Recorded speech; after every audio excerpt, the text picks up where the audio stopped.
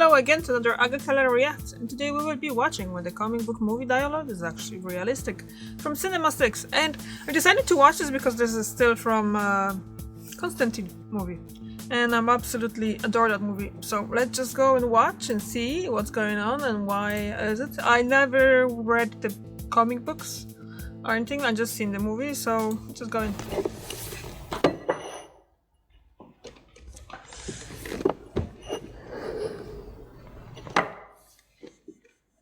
Welcome to my life.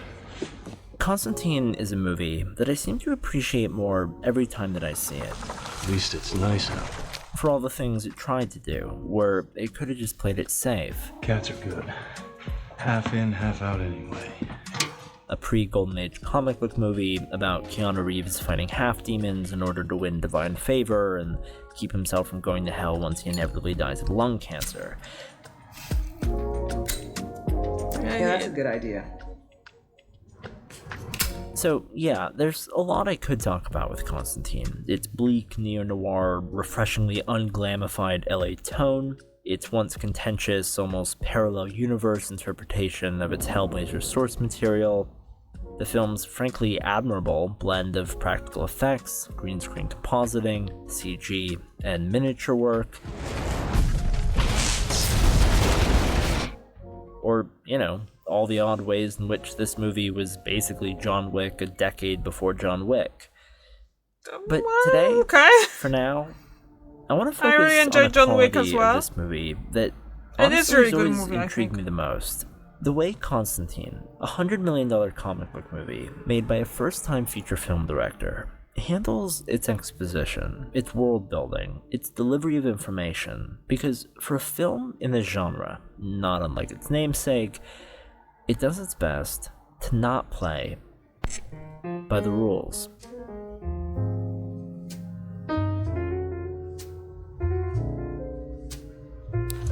Come on, you don't need its protection. It'll be like back in the day.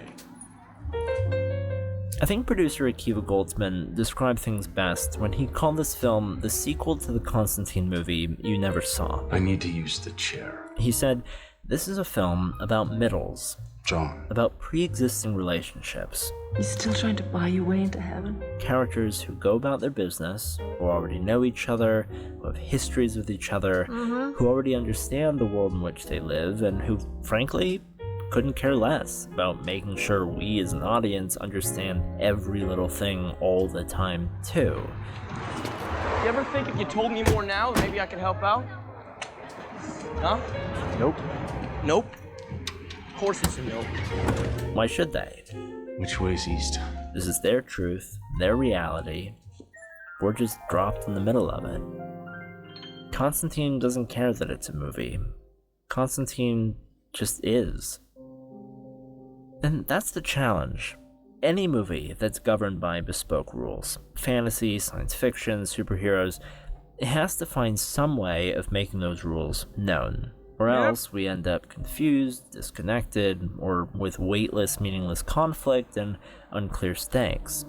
In a dream, your mind functions more quickly, therefore Exposition is one solution. slow. 5 minutes in the real world gives you an hour in the dream. Through dialogue, monologuing, the exposition dump. Your life is the sum of a remainder of an unbalanced equation inherent to the programming of the Matrix. It's a brute force inclination, but it's used for good reason. It's low risk and against the least common denominator. Be immortal Well, it works. or to reproduce. What movie is this? But Constantine, For your boss. let's just say, is disinclined. Pull it! For one, as a protagonist, Constantine not only already knows more than most of the people around him, Things I've beaten.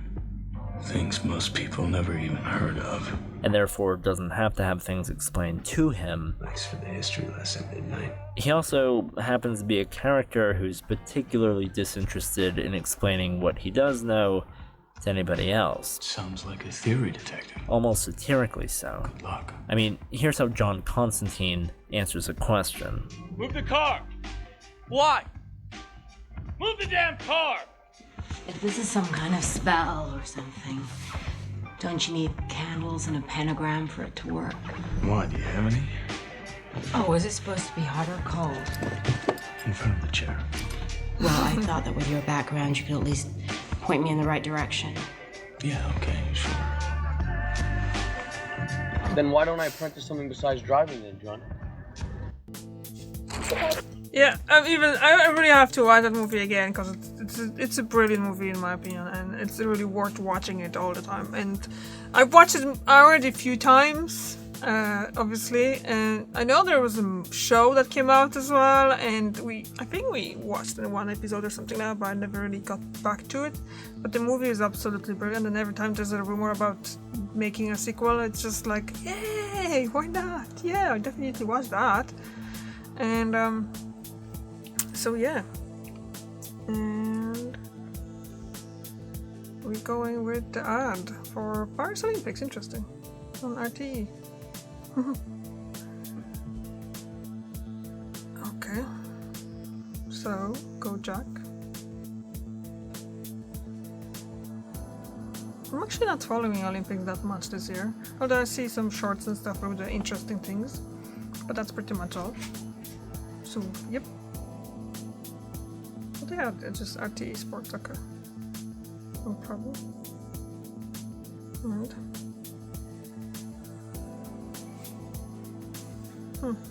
anyway, back to Constantine. It's a very good movie. Always enjoy watching it, despite the fact that I already seen it before. And it's one of those movies that I can watch over and over again. So, yeah. And let's just go back now because that's actually finishing up. So yay, we can go back to it. Ooh, my husband's back too, so yay. Okay. And here, and let's see. John? So what's gonna happen? Lie down. And this is as true for the character as it is for the movie at large. Don't ask me if there's water in hell. So water in hell. At least until it really matters. Because concepts and rules and histories, well, they are explained. Angels and demons can't cross over onto our plane. Just not until after they're first shown. So instead, we get what I call half-breeds. I'll deport your sorry ass right where you stand, you half-breed shit. For instance, within the unknown rules of a world where a man can be struck by a car and walk away unharmed, where a girl can be found crawling up her bedroom walls, John Constantine can walk into a room and remain entirely matter-of-fact about it. We can discern just from the way Constantine interacts with his environment and those around him that all this is normal for him, while also observing from the behavior of everyone else that it isn't normal to most people. This is important because it means that when Constantine's behavior changes, and he reacts to something that makes him hesitate, we now know, without exposition, that something within the rules of this world is now considered abnormal. The dynamic is clear, we simply lack the finer details. That is, until a couple scenes later. And yesterday, I saw a soldier demon trying to chew its way out to a little girl. And the result isn't so much dumps of exposition as it is clarification. Great detente of the original superpowers. One scene introduces us to an idea. I can get in? If you can get in. What? And then a later scene. If I can get in. It's a bear though, right? Clarifies that idea. 2 frogs on a bench. With concrete information. 2 frogs on a bench. Sometimes this can work the other way, too, resulting in payoffs. Something can be explained in one scene. Happens to everyone the first time. This is sulfur. And then used as shorthand later on. Amen! Sulfur. Or take this example of these ideas being sort of layered together. In this scene, we're shown visually what happens when a character crosses over into hell.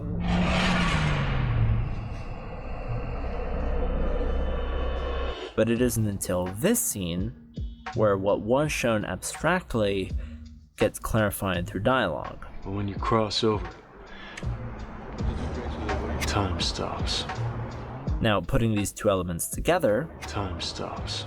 This yet even later scene in the bathtub can now be played like this.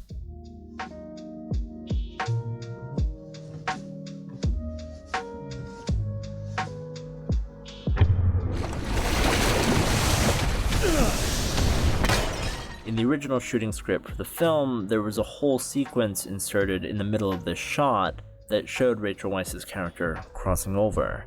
Director Francis Lawrence took it out to make her journey there at the end of the movie more impactful, and he could do that because of the shorthand he had established using the complementary nature of the previous two scenes. Now, I won't lie. Nobody's perfect. The dialogue in Constantine can verge on clunky from time to time.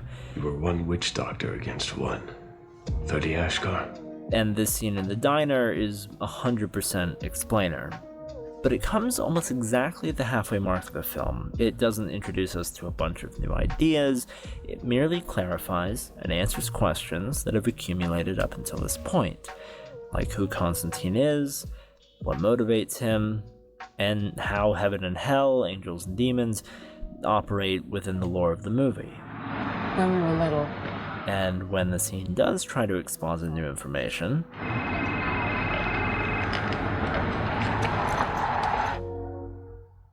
this is really not so different from any good mystery or detective story. We begin with a question, we're given clues and time to postulate a solution before we're eventually revealed the truth.